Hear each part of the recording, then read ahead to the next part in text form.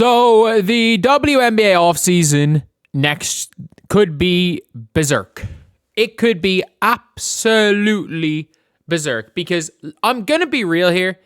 The odds of there being a WNBA season is very high. Like, it is based on some of the stuff we've heard and also based on Paige Bueckers literally saying there's going to be a season. The odds of this being the case seem relatively high. This is going to be mental.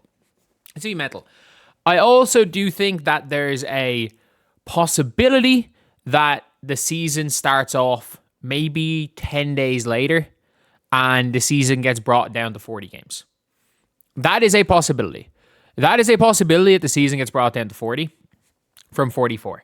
I don't see it starting any longer than that, but like even a 10-day extra would be crazy because I personally think that this has to, like, it says here, during the 17-month negotiations, the league has told teams and players on Monday if a handshake agreement is not in place by March 10th, the season schedule will be impacted.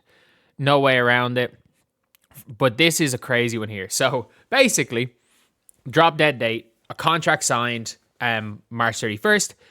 April 1st, Portland, Toronto received protected player lists.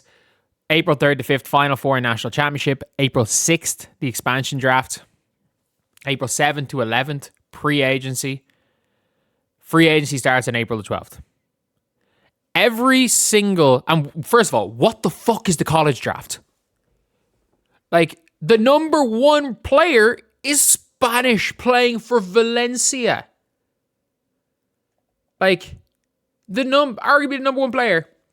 And by the way, 17th of March will decide the draft. It's nothing to do with... Like, people are like, oh, you know, it's going to be about who plays well in college. No, it isn't. It is literally about the 17th of March. It is the 17th of March. That is pretty much what is going to decide the draft. It is Spain versus USA. It is going to be our fam up against the Team USA bigs of Aaliyah Boston, Kiki Iriafen. And if our fam can even hold her own or win that matchup, because Spain probably aren't going to win. I don't think Spain are going to go fully at it because do they still need to? I don't think they need to qualify. But I think they're going to... they're just going to chill. They're going to play at 60% speed when it's all said and done. But yeah, I think they're going to be fine. But I think it's going to come down to realistically, it's going to come down to how our fam gets on. If our fam competes and puts it up to these WNBA stars and heck even gets the better of Kiki, which is very possible in that game, then she's going to go number one. If she is 19 years old, outplaying WNBA players, she's going to go number one. But you can see this right here. A signed contract is 3 weeks after the drop dead date. My guess is that a lot of the paperwork for my guess is that their kind of lawyers are working overtime, that this will be a little bit earlier. I don't think this will be the free agency starting one day before the draft. It says here what it would mean. I think they can fast track the signing of it. I think they can fast track it. I do. Obviously, it is from The Athletic. Don't want to pay for The Athletic. Just going to look at this one right here. My guess is that maybe if they can get it done by the 10th of March, that they can maybe pull this back. Like, they only have to pull everything back a couple of days. Like, pull it back a few days, pull it back a couple of days. If they can get this by the 28th of March, that they received a protected player list. And, like, just get them immediately. Get them as soon as this is signed. They don't need to wait a day. Like, things don't have to wait days. Like, the expansion draft, the national championship, heck, fuck it. Make the expansion draft immediately after the national championship game. Why not? Why not have the national championship game immediately? Like, why not have the expansion draft immediately afterwards? That would be cool. That would be cool. Why not just have it immediately after the game? So your expansion draft then is on April the 5th. Pre-agency goes from, even if it goes like this, is April the 6th to April the 9th. And then you open free agency on April the 10th. And then suddenly April the 10th happens. And you've then got April the 10th, 11th, 12th. You got 3 days, which the majority of free agency is done in 3 days. Let's be real. The majority of free agency is done in 3 days. And then even still, the majority of the main free agency is done in 3 days. So you can draft whoever you want. And then it's only kind of the end of the last players of the bench, role players, you can prep for after the draft. So you can take your draft just like the NBA. You can continue to bring in some players, albeit only for a couple of days. But you've got a couple of days before training camp starts. This is going to be fucking hectic. This is going to be hectic. But you can bring all these forward a couple of days. And it can be doable. It will be carnage. But it can be done. There's no way in hell free agency would be 1 day before the draft. But it can be done. If this ends up happening, I can't remember who, was it Stewie that said it? That she predicts every player is going to sign a 1-year deal. Yeah, everyone's going to sign a 1-year deal.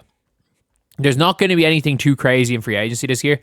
A lot of players are going to be signing for the same teams and everyone's going to be signing a 1-year deal. Next year is going to be the real free agency where people are going to leave for long-term deals. This doesn't bode well necessarily for the Fever if you don't believe that running it back is the smartest idea, because Aaliyah Boston then becomes a restricted free agent and they got to pay Aaliyah a max. But like, this would be carnage. It would be absolute carnage and it would be a lot of fun. Like, I mean that. It would be a lot of fun. Like, for me, April the 6th is the expansion draft.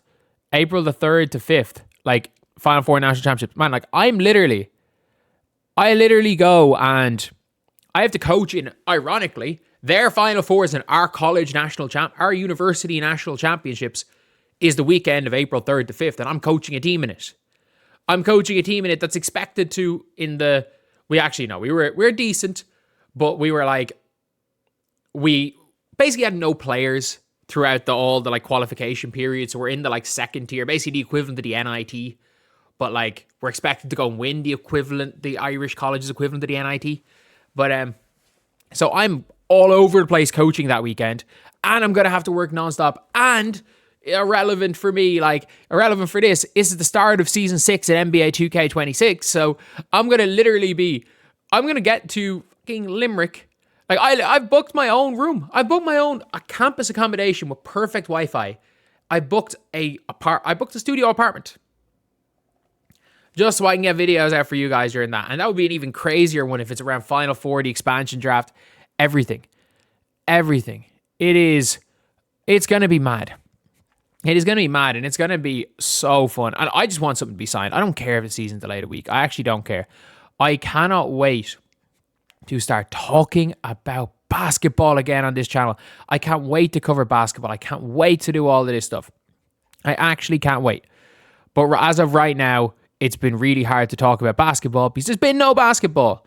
I can't wait till Team USA games. And by the way, hilariously enough, I will be maybe live, maybe not live for the USA game versus Spain. I need to see what way my internet is working over there in Spain, because I'm actually going to be in Spain for the USA-Spain game. I'm actually going to be in the town where our fam is from by chance, by absolute chance, nothing to do with basketball, just by chance. I'm going to be in the town where our fam is from at that time, which is hilarious.